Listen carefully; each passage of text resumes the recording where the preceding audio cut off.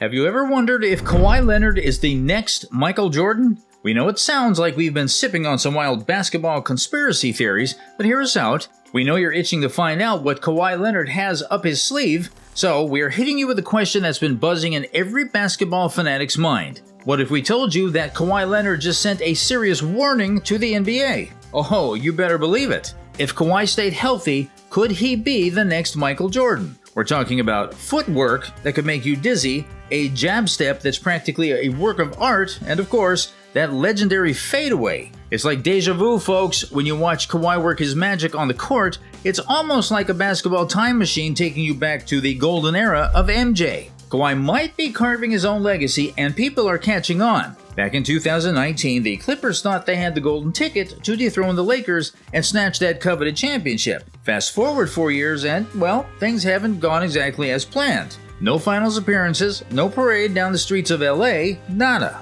Now, with just 21 games left before the playoffs, the burning question is, can Kawahi lead the Clippers to glory, or did they trade their future away for a bag of basketballs? Kawahi Leonard isn't just a player, he's a walking enigma on the court. The guy's got hands like glue, a defensive prowess that gives nightmares to opponents, and a calm demeanor that's almost unnerving. Now let's dive into the Clippers' roller coaster of emotions. They signed Kawahi in 2019 with dreams of hoisting that championship trophy high and taunting the Lakers with a cheeky smile. Fast forward, and it's been a bumpy ride. No one's doubting Kawahi's individual brilliance, but can he elevate the entire team to championship heights? First things first, they got Shai Gilgeous-Alexander in the mix. Right now, SGA's got a 2K rating higher than both Kawahi and PG. Now, I'm not the biggest 2K guy, but even I can't ignore the shock factor in that. The Thunder, on the other hand, wouldn't trade Shai for Kawahi and PG combined.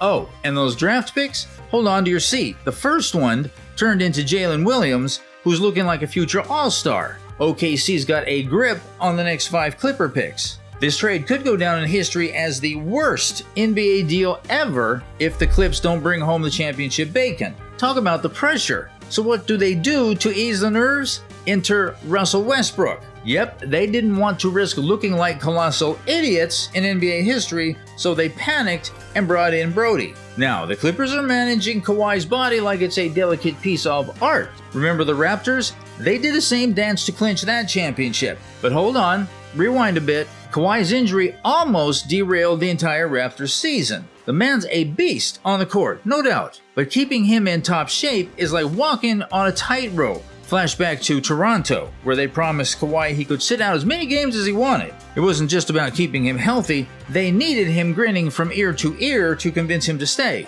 Kawahi played a modest 60 out of 82 games and never touched a back-to-back. But guess what? Fans weren't thrilled. Oh no, not at all. Winning the title might have sweetened the pot, but resentment brewed in the locker room. Teammates weren't exactly throwing Kawahi a victory parade for getting the star treatment. Fred VanVleet spilled the beans to the media, revealing that sometimes they didn't know Kawahi's playing status until 5 minutes before tip-off. Now that's some last-minute drama. Reports hinted that Kawahi's quiet demeanor didn't exactly help the situation. But hey, in the end they got that shiny Larry O'Brien trophy and all was forgiven. Isn't it funny how winning can make everyone forget all the locker room drama? Kawahi might have ruffled some feathers, but when you've got that championship bling, who's complaining? We've got some fan tweets that are absolute gold after the finals. One gem stood out: load management for MVP. Now that's a plot twist. Kawahi Leonard went from playing a game of hide-and-seek with the court to dropping a career high in minutes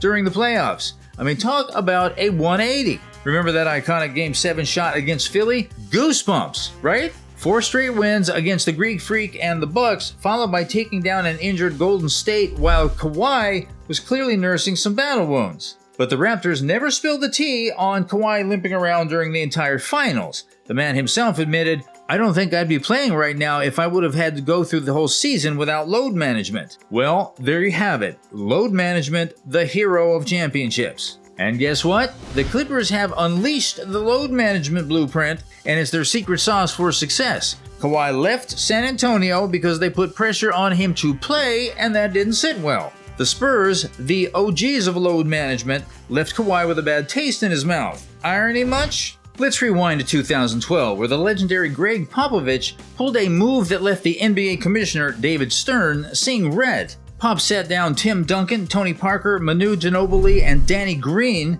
in a nationally televised game. The result? A $250,000 fine and an apology to NBA fans. Fast forward to today, and load management is practically a buzzword. The commissioner isn't throwing fines left and right, and he's telling the media they're breaking records for ticket sales. Soft? Yeah, it's safe to say times have changed. The Clippers, though, they're playing this load management game like pros. They're taking advantage of a system they've mastered, while others are left scratching their heads. Kawhi's playing chess, not checkers, and the rest of the league better catch up. So while the commissioner's counting ticket sales, the Clippers are counting wins, and load management is their not-so-secret weapon. Why did the Clippers sign Russell Westbrook? Kawhi missed some games throughout his career, 16 as a Spur, 27 as a Raptor, but a whopping 31 as a Clipper. And if you add injury seasons to the mix, he sat out a grand total of 50 games in LA. Winning Kawhi is like navigating a different ballgame. He's not your run-of-the-mill first ballot Hall of Famer. Let's break down the stats. We've got Magic, Bird, Iverson in one tier, then a step up to the likes of Jordan, Kobe, Shaq, LeBron, Malone, and Kareem. And then bam! Kawhi strolls in with a resume that outshines some of these legends,